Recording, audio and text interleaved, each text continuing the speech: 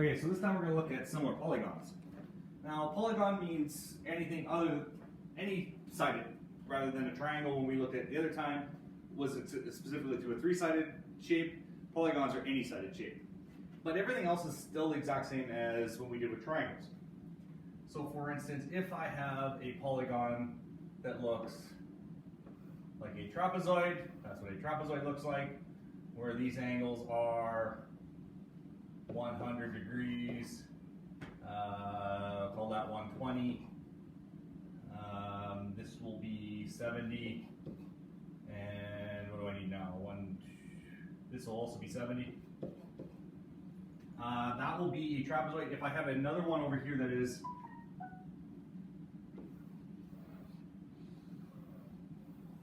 bigger, but still all the same angles,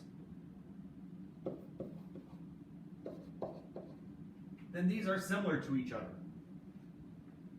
So A, B, C, and D in this case is similar to E, F, G, and H, and this time order definitely matters. So you definitely have to do the, for instance, if I say that A, B, C, and D is similar to, make sure you have them in that order. E, F, G, and H. It's easy when I write them in alphabetical order, but if they're not in alphabetical order, make sure you have them in the proper order. Because there is a weird problem with similar triangles. These are similar, but order does matter. So you can see that it's, as you go clockwise from the 120, it's 170, 70, there it's 170, 70. It doesn't matter whether it's clockwise or counterclockwise, however, they can't be out of order. So if I had something instead that looked like, let's see if I can draw it.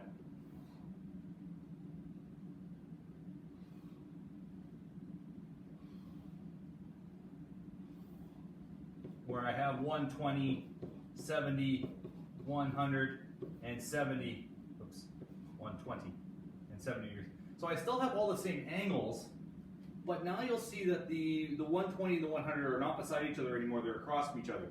This is not similar. So the angles have to be exactly in order. So this is not similar.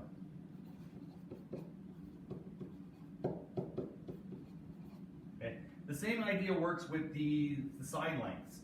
So if this was 5, 6, 12, and 7, and this was 10, 12, 14, and 20, 24 maybe.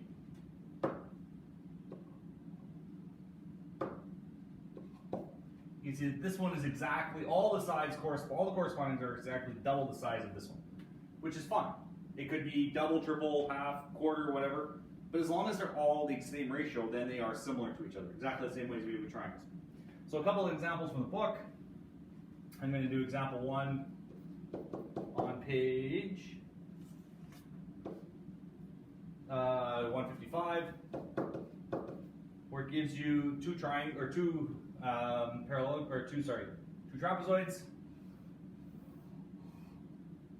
These are right angles. These are 100. That's a 100. 100. This is 80.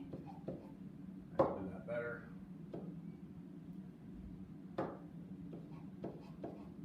And the one over here, which is enlarged a little bit, but not much. These are right angles. This is still 100. This is still 80 degrees. And their side lengths are 3 and 4.2, 1.1, 3.5, 1.5, 1.54, 4.9, and 2.1. Obviously not the scale. Now, if you want to decide whether, and if they called this M-A-T-H, and they called its image M primed, A primed, T primed, and H primed. Again, they're just, prime means just it's an image. So they're telling you that, I'm telling you that because all the angles are exactly the same and they're in the same order, they are similar because of their angles. Now, if you didn't like that and you didn't have the angles the same, you just had the sides, you could compare it again, where you would say MA over MA primed, oops,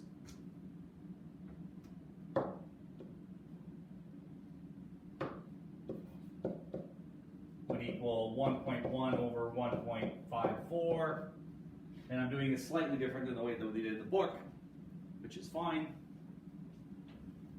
1.1 divided by 1.54 equals 0.71. And then you have to continue AT over AT primed. You have to do this for all four. It's a little tedious, but 3.5 over 4.9. 3.5 divided by 4.9 is 0.071. If you continue and you do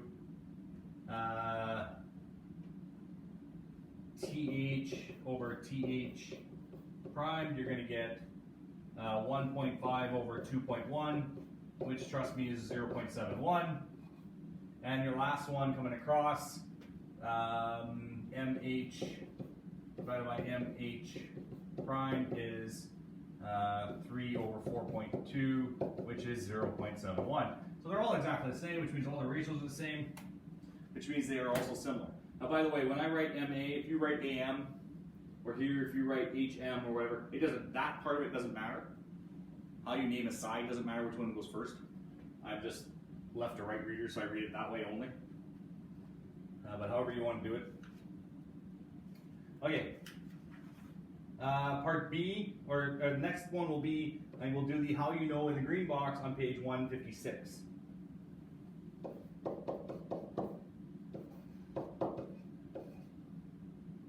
Okay, so you have these two trapezoids, and you want to find the length x.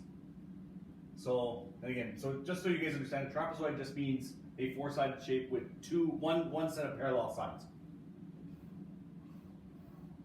Look at that.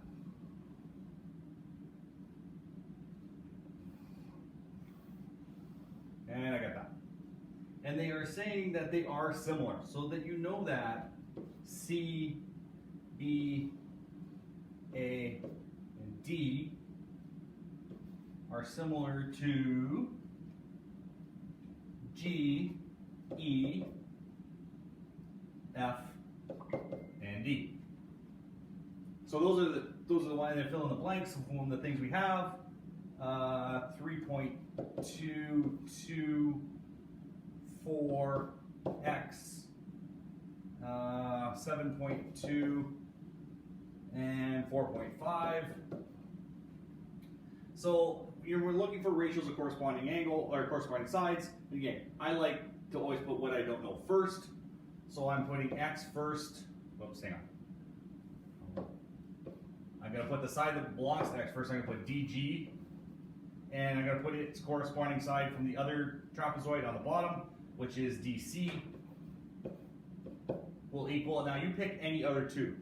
You can pick these two, or you can pick these two. Because again, I like one less thing with decimals, I'll pick these two. So it's EG, which is again the big trapezoid, divided by the small trapezoid. Oops. So now when I rewrite these with the actual numbers involved, this is x, this is 4, this is 4.5, and this is 2. When you cross multiply, the 4 times the 4.5 will give you 18. You will divide by 2, you'll get x equals 9. You would have gotten x equals 9 just as easily if you had used 7.2 and 3.2. Again, it's much easier if you put your x in that box. That is all for this lesson. Again, if you have any questions, get a hold of me at the school. I'm here. Good luck. Stay safe. Don't lick anything.